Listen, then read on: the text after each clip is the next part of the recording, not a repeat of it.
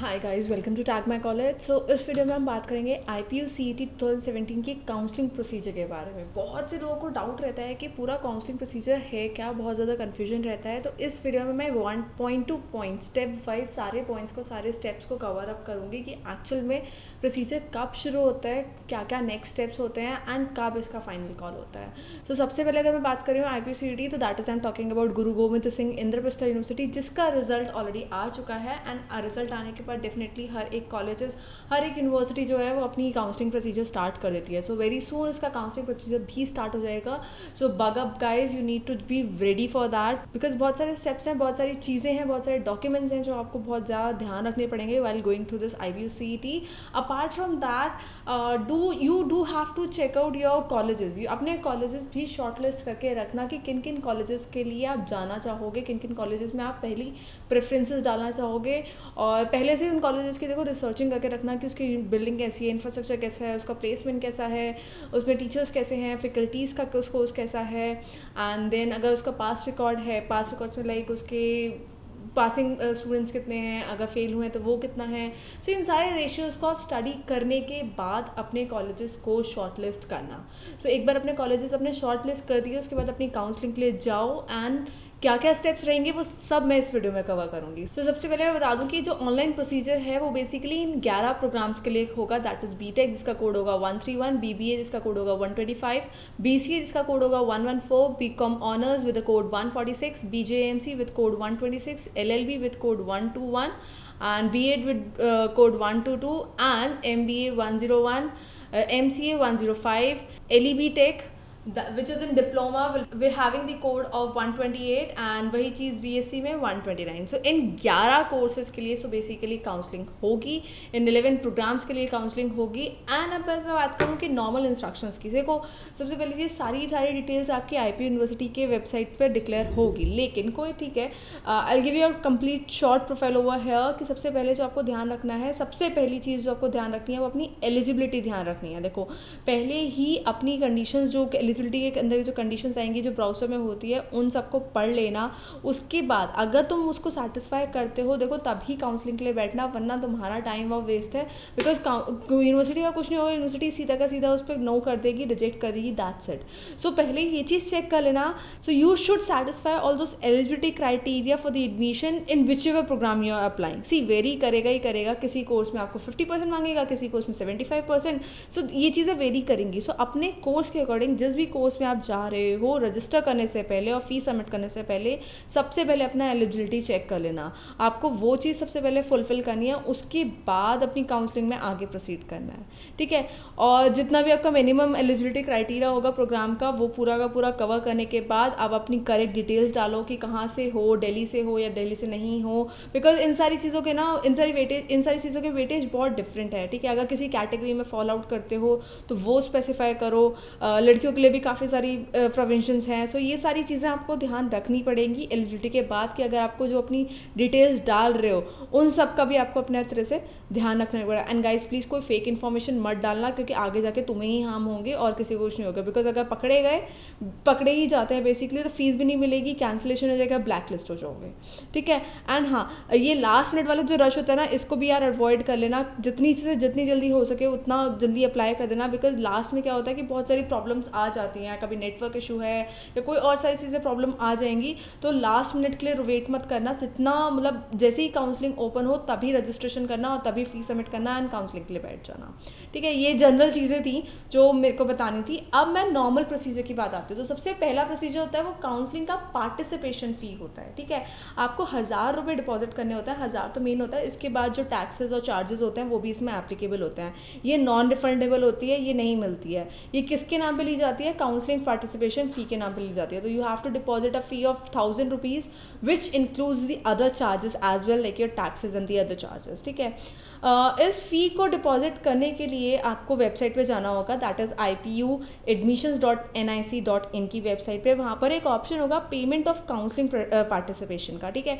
उस पर क्लिक करोगे, वो आपसे आपका रोल नंबर मांगेगा, डेट ऑफ बर्थ मांगेगा, मोबाइल नंबर मांगेगा, ठीक है। देने के बाद, ये सारी चीज़ें देने के बाद आपसे 2 ऑप्शंस पूछे जाएंगे। कैश पेमेंट करना है तो उस केस में आपका एक चालान जनरेट होगा, जिस चालान को मतलब जिसको लेके जाके आपको किसी भी इंडियन बैंक में फ़ीस भरनी होगी, और फिर उस चालान की जो रिसीट है या जो भी नंबर है उसको अपडेट अप करना पड़ेगा। ऑटोमेटिकली बेसिकली बैंक से अपडेट हो जाता है, ठीक है। ये होता है कैश पेमेंट का। दूसरा ऑप्शन आपका आता है नेट बैंकिंग, क्रेडिट कार्ड और डेबिट कार्ड का, ठीक है। तो या तो आप कैश पेमेंट कर दो, चालान जनरेट करवाओ, बैंक में जाके उसकी फ़ी को सबमिट कर दो, ठीक है, या फिर नेट बैंकिंग करो, क्रेडिट कार्ड या डेबिट कार्ड का इसका यूज़ करो। लेकिन ये काउंसलिंग, ये मतलब ये ना बहुत पहला स्टेप है काउंसलिंग का, कि आपको ये 1000 रुपीज़ तो करने ही करने पड़ेंगे if you are sitting for counselling procedure totally, ठीक है। एंड अपना status time to time check करते रहना कि अगर आप मतलब स्टेटस वहाँ पर आ जाएगा बेसिकली कि आपकी फ़ीस सबमिट हो चुकी है, एक्सेप्टेंस हो चुकी है और सारी चीज़ें आ जाएंगी। एंड हाँ, अपनी जो वहाँ पर ना एक प्रोसेस होता है कि क्लोजिंग डेट इतनी है, ट्रांजेक्शन्स इतना हुआ है या क्या है, इन सारी चीज़ की डिटेल रहती है, तो टाइम टू टाइम उन चीज़ों को भी चेक करते रहना। एंड कभी कभार क्या होता है कि बहुत सारे मतलब वेब सर्वर की वजह से पेमेंट आपके से एंड से कट जाती है लेकिन वहाँ तक नहीं पहुँचती है, ठीक है। तो जब तक स्टेटस वहाँ पर ओके ना आ जाए, ठीक है, तब तक ये मत सोचना कि हाँ तुम्हारा हो गया। जब तक ओके ना आ जाएगा, स्टेटस ओके नहीं है, तो मतलब ट्रांजैक्शन कैंसिल हो चुकी है और अमाउंट आपके डेबिट कार्ड में आ जाएगा, तो इनिशियली वो यूनिवर्सिटी के पास नहीं पहुँचा है। So try that again and make sure वहाँ पर ओके स्टेटस में ओके आ गया है, ठीक है। एंड इसके बाद भी अगर आपको कोई प्रॉब्लम आ रही है कि आप नहीं कर पा रहे हो और आपने फ़ीस सबमिट कर दिया लेकिन वो अपडेट नहीं हो रही है, तो उसके लिए हेल्प डेस्क ऑफ यूनिवर्सिटी जाके वहाँ पर आप इस चीज़ को रिजॉल्व कर सकते हो। वो एक बहुत एक्सेप्शनल केसेस है, हार्डली ऐसा चीज़ होती है, लेकिन I am just telling you that case, okay, ठीक है। एंड उसके एक बार आपने ये रजिस्ट्रेशन फ़ीस सबमिट कर दी ना, अब आप काउंसलिंग प्रोसेस का पूरा हिस्सा बन गए हो, ठीक है। इसके बाद अब ये फर्स्ट स्टेप पूरा हो गया। इसके बाद जो स्टेप आता है वो आपका रजिस्ट्रेशन का स्टेप आता है, ठीक है। एक बार आपके हाथ में रिसीप्ट आ गई कि आपने पार्टिसिपेशन फ़ी भर दी, उसके बाद अपने जो भी सीईटी का कोड है, जिस भी कोर्सेज के लिए आप अप्लाई करने चाहते हो, ठीक है, उसके लिए आपको रजिस्ट्रेशन अलग से करना होता है। सपोज आप बीटेक के लिए जाओगे या बीएससी के लिए जाओगे या जिस भी कोर्स के लिए जाओगे, जो मैंने कोर्सेज दिखाए उनके लिए आपको रजिस्ट्रेशन स्पेसिफिकली अलग करना होगा। अगर आपने पेमेंट चालान से किया तो देखो वो 2 दिन के बाद, 2 वर्किंग डेज के बाद कंफर्म होता है, तो उसके लिए आपको 2 दिन का वेट करना पड़ेगा। So once this is done, अब रजिस्ट्रेशन की बात आती है। रजिस्ट्रेशन में आपको इसी वेबसाइट पे जाना पड़ेगा, www.ipuadmissions.nic। वहाँ पर आपको अपनी डिटेल्स डालनी पड़ेंगी, सीईटी डिटेल्स डालनी पड़ेंगी इस वेबसाइट पे जाकर। ऑथेंटिकेशन होने के बाद वो आपसे मांगेगा आपके personal records, academic records, contact details. So इन सबको बहुत ध्यान से भरना और बहुत अच्छी तरीके से करना, ताकि जैसे address, mobile number, email ID, because उन्हीं सब पे अपडेट होता है। एंड एकेडमिक के साथ यार छेड़छाड़ी या कुछ भी गलत इन्फॉर्मेशन मत भरना, ताकि तुम्हें बाद में भागना पड़े। अब ये करने के बाद आप पूरा रजिस्ट्रेशन प्रोसेस करोगे तो आपको एक लॉगिन आईडी और पासवर्ड मिल जाएगा, ठीक है। ये पासवर्ड अपना संभाल के रखना, चेंज करना चाहो चेंज भी कर सकते हो, और उसमें एडिट का ऑप्शन भी होगा, तो जितनी भी डिटेल्स आपको एडिट करनी है रजिस्ट्रेशन में, ठीक, वो आप एडिट भी कर सकते हो। तो ये था फर्स्ट स्टेप था काउंसलिंग फ़ी सबमिट करने का। सेकेंड स्टेप हो गया रजिस्ट्रेशन का। अब तीसरा स्टेप आता है आपका चॉइस फिलिंग का। Choice filling is very compulsory for allotment of your seat. अगर आपको सीट चाहिए तो आपको अपनी चॉइस फिलिंग ज़रूर करनी पड़ेगी। See you won't be considered for the online allotment of seat without this choice filling. जब तक चॉइस फिलिंग नहीं करोगे तब तक ऑनलाइन अलॉटमेंट ऑफ सीट के लिए आप कंसिडर नहीं किए जाओगे। रजिस्ट्रेशन करने के बाद बेसिकली वो आपसे इस चॉइसेस के बारे में पूछेगा। The candidate has to fill this choice of allotment. And ये ना अपनी ना खुद मतलब वो देख लेना कि इस टाइम पे आपको खुद देखना होगा कि किस किस यूनिवर्सिटी को, किस किस कॉलेज को आप पहली प्रेफरेंस दोगे, किस किस कॉलेज को आप दूसरी प्रेफरेंस दोगे। सो उन सारी प्रेफरेंसेस के बाद में कि कितने चांसेस हैं मेरे इस यूनिवर्सिटी में, इस कॉलेज में, ठीक है, उन सब के बाद उन सब के अकॉर्डिंग आपको ये सारी चॉइस फिलिंग करनी होगी। एंड गाइज मेक श्योर जब आप कॉलेजेस सेलेक्ट करोगे तो सारे पैरामीटर्स देख लेना। कभी कभार क्या होता है कि हम ठीक है, अच्छा ये कॉलेज सेलेक्ट हम कर देते हैं, चांसेस होते नहीं हैं आने के, ठीक है, बहुत लोवेस्ट कॉलेज मिलता है एंड कहीं के भी नहीं रहते हैं, फीस सबमिट भी हो जाती है। तो इन सब चीज़ों के अपने स्कोर्स के हिसाब से 3-4 2 हाई लेवल के, 2 उसके, या मतलब बहुत सारे जितने जितने से ज़्यादा, जितने मैक्सिमम मतलब चॉइसेस फिल कर सकते हो उतनी ज़्यादा फिल करना। उससे क्या होगा कि आपकी जो पॉसिबिलिटी है आपकी सीट के लिए, ठीक है, वो बहुत ज़्यादा इंक्रीज हो जाएगी। सपोज करो कि आपने कोई हाई लेवल का इंस्टीट्यूट का नाम भरा, ठीक है, एंड उस कॉलेज की स्टिल सीट्स बाकी हैं, ठीक है, और आपका स्कोर ठीक है बहुत लो आता है, लेकिन आपकी प्रेफरेंसेस उसके में आती हैं तो वो आपको मिल जाता है कॉलेज। तो ये बहुत ज़्यादा चीज़ें होती हैं कि जितने मैक्सिमम नंबर ऑफ़ चॉइसेस भरोगे उतने ज़्यादा आपके चांसेस बढ़ जाते हैं कि आपको अच्छा कॉलेज और डिज़ायरेबल सीट मिल जाए। ठीक है, इसके लिए रैंक वाइज सारी चीज़ें निकलती हैं, तो यूज़ के लिए आप भी हमारी वेबसाइट पे जाके चेक कर सकते हो। हालांकि candidates will be given a opportunity to edit, modify, add और डिलीट एनी प्रेफरेंसेस। राउंड 1 में ना आपको ये सब करने को मिलता है कि आप एडिट कर सकते हो, मॉडिफाई कर सकते हो, किसी और कॉलेज को ऐड करना है वो कर सकते हो, कोई पुराना डिलीट करना है वो कर सकते हो। तो ये आपको प्रेफरेंसेस आराम से मिल जाती हैं। एंड एक बार आपने सीट अलॉटमेंट सारा कर दिया तो देखो, तो जितनी भी चॉइसेस फिल करनी है, फिल करने के बाद सेव करने के बाद उसका प्रिंट आउट वहाँ ले लेना। And I am just advising you, ठीक है, हर एक स्टेप में जितने मैंने स्टेप पास्ट स्टेप में बताए थे उनका सबका एक रिकॉर्ड बना के रख लेना, ताकि अगर आगे कोई प्रॉब्लम आती है तो आपके पास सारा डेटा है। रजिस्ट्रेशन फ़ी फिलिंग से लेकर रजिस्ट्रेशन से लेकर चॉइस फिलिंग तक कि आपने ये चॉइसेस भरे थे। ठीक है, इन सब का ना हर एक स्टेप पे ना एक रिकॉर्ड, एक प्रिंट आउट लेके चलना। ठीक है, उसके बाद आता है सेकंड स्टेप, उसके बाद नेक्स्ट स्टेप आता है रिज़ल्ट की मैं बात करूँ तो चॉइस फिलिंग का पीरियड ख़त्म हो गया। ठीक है, अब बात आती है रिज़ल्ट की। सो जिस भी कैटेगरी में आप फॉल आउट करते हो उन सब की कैलकुलेशंस के बाद, आपके मेरिट के बाद, आपकी सारी प्रेफरेंसेस के बाद फाइनली वो रिज़ल्ट डिक्लेयर करते हैं। ठीक है, रिज़ल्ट डिक्लेयर हो जाता है। अब रिज़ल्ट आपको कैसे चेक करना है, वो आपको चेक करना है अपने अकाउंट लॉगिन में जाके, वहीं पर जहाँ पर आपने रजिस्ट्रेशन प्रोसेस किया था। ठीक है, उसी अकाउंट लॉगिन में जाके आपको रिज़ल्ट चेक करना है। रिज़ल्ट चेक करने के बाद वहाँ पर आपको मिलेगा आपका प्रोविजनल अलॉटमेंट लेटर। ठीक है, so just get that provisional allotment letter if the seat is allotted to you. अगर आपको सीट अलॉट हो चुकी है तो उसी टाइम उस प्रोविजनल अलॉटमेंट लेटर का प्रिंट आउट ले लो एंड मतलब लेके रख लो, क्योंकि ताकि आगे सारे रिकॉर्ड्स के लिए, आगे सारे राउंड्स के लिए आपके पास वो रिकॉर्ड रहेगा ही रहेगा, क्योंकि वो रिकॉर्ड ना वहाँ पर किसी बहुत लिमिटेड टाइम तक रहता है, स्पेसिफाइड पीरियड तक रहता है। तो अपने बेटरमेंट के लिए, अपने रिकॉर्ड के लिए मैं कह रही हूँ कि हर एक स्टेप पे अपना एक प्रिंट आउट लेके रखना। तो इस बार भी प्रोविजनल अलॉटमेंट लेटर का प्रिंट आउट लेके रखना। अब सीट अलॉट हो गई, अब कैंडिडेट को 40,000 भरने पड़ते हैं उस सीट को लॉकअप करने के लिए। सो ही हैज़ टू पे 40,000 टू कंफर्म दैट अलॉटमेंट। अगर आप ये अलॉटमेंट कंफर्म कर देते हो तो आप बाकी सारे राउंड्स के लिए भी एलिजिबल हो जाते हो। ठीक है, अगर आप नहीं करते हो तो डेफिनेटली आप you will lose any claim to that allotment seat, मतलब आप बाद में उस सीट के लिए क्लेम आप नहीं कर सकते हो। सो अगर आपको बाकी सारे राउंड्स के लिए बैठना है तो आपको 40,000 तभी लॉक करनी पड़ेगी, तभी सीट्स लॉक करके, मतलब उस सीट के लिए लॉक करने के बाद आप फर्दर काउंसलिंग में जा सकते हो। So candidates can pay this fee through the same options like cash, चालान बना के या फिर नेट बैंकिंग या क्रेडिट कार्ड करके। ठीक है, एक बार ये फ़ी करने के बाद again I am telling you just get that print out. And अगर आप कैश से पे करते हो, चालान से पे करते हो तो वो 2 दिन लगता है अपडेट होने में। ठीक है, तो उसके भी रिकॉर्ड्स आप संभाल के रखना। तो हर एक स्टेप पे मैं बता रही हूँ, academic fee receipt, allotment letter, choice filling के लेटर्स, ये सारे डॉक्यूमेंट्स एक स्टेप पे गाइस संभाल के रखना, प्रिंट आउट लेके रखना। ये बात थी। अब तक बात आई रिजल्ट की कि ठीक है सीट अलॉट हो गई होने के बाद। उसके बाद कुछ चीज़ें आती हैं जैसे freezing of the allotted seat.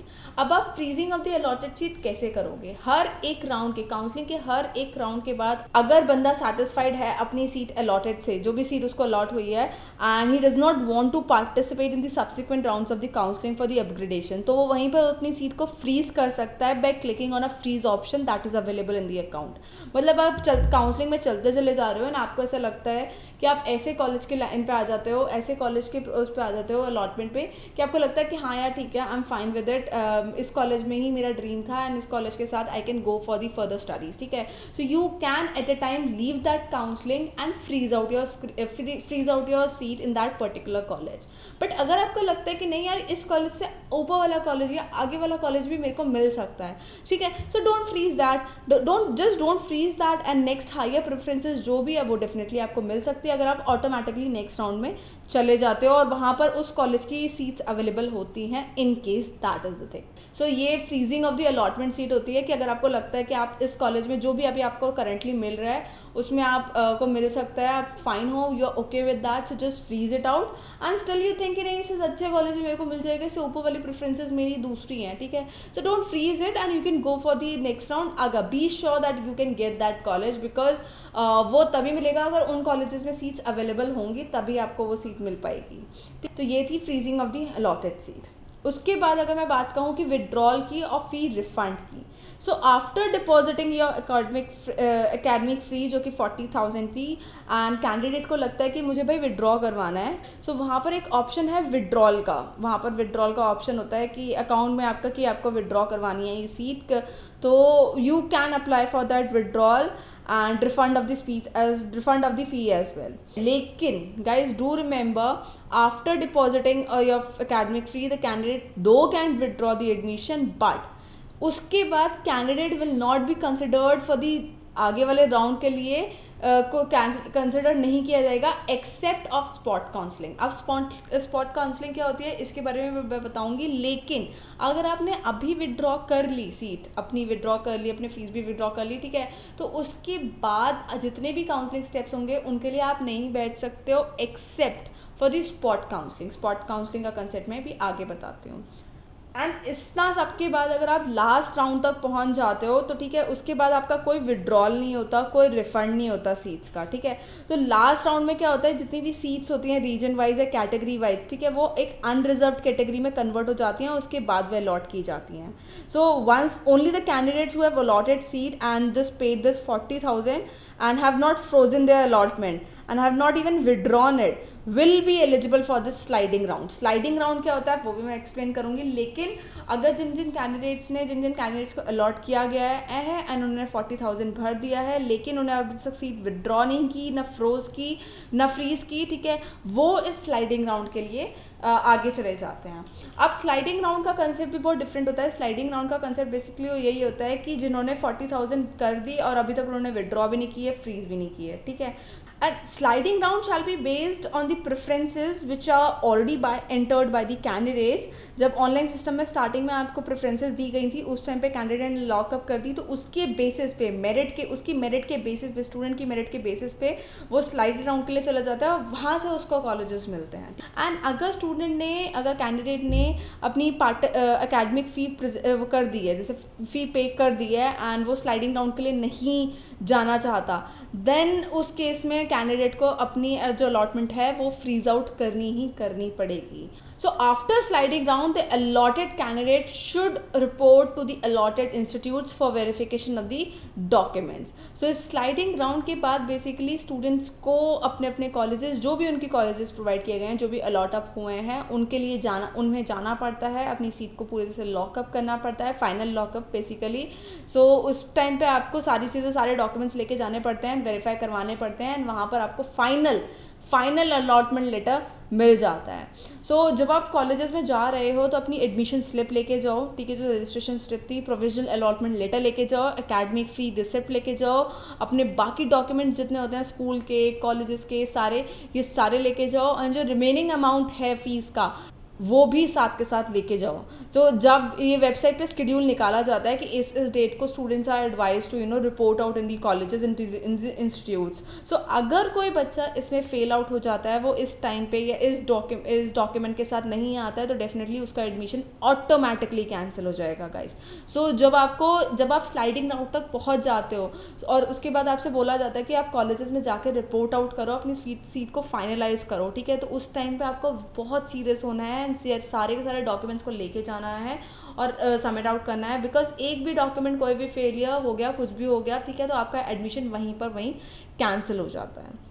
So this was all about the reporting of the candidate, like starting from the registration, choice filling, payment of this the starting one, and उसके बाद आपका रिजल्ट के बाद ये लॉकिंग वाली system, फिर sliding of the allotted seat, ये सारा प्रोसीजर जो है वो स्टेप टू स्टेप चलता चला जाता है। अब मैं बात करती हूँ स्पॉट काउंसलिंग। स्पॉट काउंसलिंग क्या होती है, ठीक है, आपका ऑनलाइन ये जितना प्रोसीजर चल रहा था, देखो अब तक ऑनलाइन चल रहा था कि हाँ ठीक है, मैंने ऑनलाइन जाकर रजिस्ट्रेशन किया, फीस सबमिट कर दिया, सबमिट करने के बाद मेरे को ऑनलाइन प्रेफरेंसेस चॉइसेस मिले, वहाँ पर मैंने लॉक कर दिया, फिर रिजल्ट आया, फिर जाके मैंने फिजिकली जाके मैनुअली जाके अब कॉलेजेस में रिपोर्ट कर दिया, ठीक है। लेकिन स्पॉट काउंसलिंग जो होती है वो बेसिकली एडमिशन प्रोसीजर सब कुछ पूरा हो जाने के बाद होती है। ये बेसिकली क्यों करवाते हैं, यूँ क्यों करते हैं कि जो अपनी बची कुची सीट्स हैं जो काउंसलिंग के थ्रू नहीं फिल हो पाई हैं, उन सीट्स के लिए स्पॉट काउंसलिंग होती है। बेसिकली जो जितनी ये ऑनलाइन काउंसलिंग हो गई पूरा का पूरा उसके बाद की जाती है, और ये स्पॉट काउंसलिंग ऑफलाइन होती है।